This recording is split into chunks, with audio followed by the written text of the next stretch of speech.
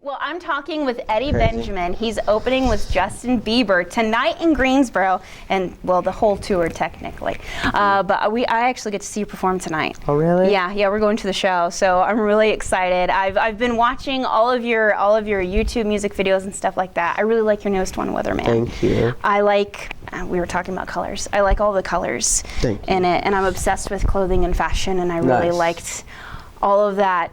Pink suit. Yeah, it is. Yes, it is. Saint Laurent, we love them. Yeah, and I liked also too. You talked about how you want to convey emotions, and what you did with Weatherman, and I'd love you to talk a little bit about that and what you're hoping people that listen and watch Weatherman, like what they feel. Yeah, I think it's a great question. I think like visually, you know, you can manipulate things and make things feel certain ways, and yeah, like you said, like the color scheme and the way we made that video was like super, like we had a lot of intent behind it.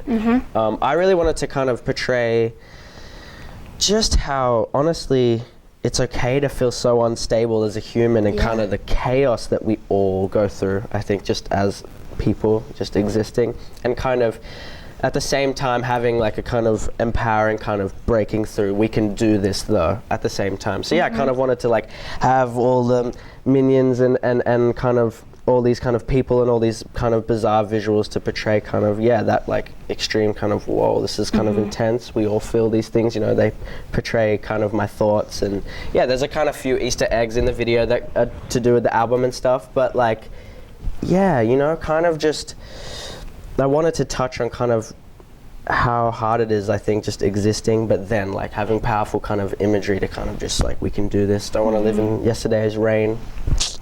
Yeah. No, I love that, because that's true. Music is one of the ways people connect to emotions and things that you can't quite express and describe. And it is we can put on a front and a face to the rest of the people, but there is chaos underneath it. And I feel like it's from the chaos it's when we can grow. And I love that messaging behind it, which kind of brings me to another thing. I listen to pretty much every single song you've released, and I like in your musicality there's a raw emotion that you're able to express in that, and I think, you know, I hate to say for your age, but you are young to be able to do that in your music, and it came across to me as a 32-year-old woman. I was able to relate to that. And has there been like a subject or something that you've tried to express that you kind of struggled with for a second, and you've been like, you know what, hold on, I have to keep reworking this or massaging it out? Has there been like a subject or a? No, not really.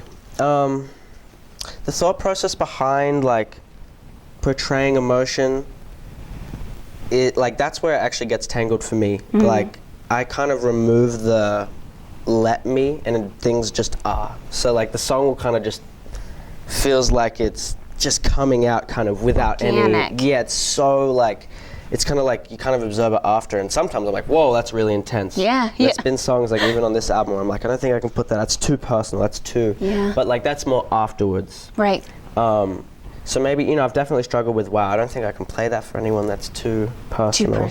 But while it's happening, while it's coming, it's just like, like a waterfall out. Exactly. And I think that's pretty beautiful, to be able to then go back and be like, hold on, actually I let a little bit too much of myself out with that. For sure. Your debut album is going to be coming out here soon now, and I know I can't ask too many leading questions because there's so many questions I want to ask. Like, is there a track that you're really excited to see people's reaction to? Absolutely. Or can I ask a general timeline date of when we think it's going to be dropped, or are we? I'm not sure if I can. Is it? It's looking pretty soon, though. Okay, like we can do that. Okay, we'll keep it at there. It's not like this with that question, like very soon, like this year. I want to put 2 albums out this year. Definitely wasn't meant to say that, but yeah, I want to like. We'll edit that out in post. We'll edit that out in post. So you've written with, oh my gosh, hold on. Let's see. You got Meghan Trainor, you got Sia, you got Earth, Wind and Fire, which I think Earth, Wind and Fire is the coolest one. Like, I love Sia and I love Meghan Trainor, but I was not expecting to see Earth, Wind and Fire on that list. What was it like collaborating with them? It was crazy. Yeah. It was really crazy, yeah. I remember, it was actually, I mean, yeah, being able to like write lines and then have it be like the recording process was crazy. Did it with my good friend Mike Sabbath. We work on a bunch of stuff together. I actually had to call him. I was like, bro, trust me, this song's gonna happen with Earth, Wind & Fire. We have to do it tomorrow. Yeah. He's like, I don't know if I can. That's not gonna happen. He didn't like really, but like there was some drama. Like he didn't really believe me. You know exactly what I'm talking about, Mike. And he was just like, ah. But it happened. We did it, and like yeah, the recording process was crazy because just being able to like hear our lines be recorded by Earth, Wind & Fire, our lyrics sung by them, like their energy, their arrangement, yeah, it was pretty mind-blowing. I actually have the score in my house, or in my apartment. Yeah, like with like all of their Earth, Wind & Fire notes on my lines that I wrote. It was pretty crazy. That's really cool. Yeah, it was very cool. The coolest thing that I own at my house is an autographed picture of Kelly Clarkson. So that we love that. We love that. No, but yeah, I mean that's dope too. Not gonna lie. And the other thing about all these artists too is they're all different genres, and that's also reflected in your music. Is it's kind of like the perfect marriage of modern pop music meets like the classic, what I like to call the building blocks of modern pop and rock. And I think it's it makes it really interesting to listen to. Is there a band or even an album or a record in particular where every now and then you're like, you know what, let me go back and listen to that when you want inspiration or something? There are a few, yeah. I kind of I have albums that tickle my brain and kind of interest my brain in certain ways. So like, yeah, there are some albums where I'm like, the sonics of this have not been beaten. We need to grab the sonics of how this feels, the way it sits in the speakers, the gear they use to record this. Then we need to use the frequencies of this modern program. And I have like, honestly, just, yeah, starting to build a team and get really familiar with combining these sounds. That's kind of my biggest thing, is combining analog recording with the new modern kind of style. But yeah, I mean, it's definitely a crazy process. But I think like listening to like Still Crazy After All These Years by Paul Simon, Staying Alive by the Bee Gees, like when that sonically, when that comes on, I'm like, this sounds so new. Like how? It sounds better than everything. And yeah, like just obsessed with those techniques. And of course, just like songs and songwriting, like I have my favorites, yeah, for sure. So you're talking to someone with an audio engineering background? Love it. Okay. I'm a, what is it? It's not a Swiss Army knife. What is it when you're multifaceted? I can't think of it. Renaissance woman. Gotcha. Theater, audio engineering, all that stuff. Okay, so you're talking about different basically flavors and textures of sound. Yes. Is there something in particular that you hope to one day use in the future, a technique or maybe like an old school like recording device or a certain thing that you want to incorporate? So that's a really good question. Honestly, I was able and am able right now to kind of have those tools at my disposal, and like it's a lot of work. You know, you have to get a lot of people that know how to use this gear. We're not just sitting in it's very a box. Easily breakable. Like you gotta be careful. It's super expensive, 100 years old. Like you know, whatever we're using, but like. Yeah, I think like again, like really mastering those kind of super old techniques, incorporating in the new ones, like yeah, is kind of what I'm obsessed with, like sonically and kind of creating music. But like yeah, honestly, there has been a bunch of gear that I've been able to try, and there is like I'm on my next project that I'm working on like right now. Yeah, I'm definitely like organizing that and pretty excited to honestly just some of the raw gear we're gonna use and to design sound. That's really cool. Have you ever thought about doing like behind the scenes stuff to show people? I mean, we definitely. I'm a little sensitive. I'm not gonna lie. That's okay. I don't let too like many cameras in while I'm working. I just think can't. That's smart. You know, I have I've tried like family. I only have family do it, and I'm still like, nope. Get it out. Everyone out. But yeah, we film stuff. In 80 years, when I'm dead, it'll come out. along with your two sensitive songs. Exactly. That you pulled back. No, I didn't pull them out. They're on the album. Are they really? Okay, so that's a little bit more of an Easter egg. They're on the album. Yeah. So my last question, I'm down to my last couple of questions here. Cool. You play a lot of different instruments, bass, guitar, and I'm interested to see, because you really like different sonic and sound and stuff like that, and playing with it. Are there other instruments that you are hoping to learn in the future to incorporate into your music to affect like the mood or things like that?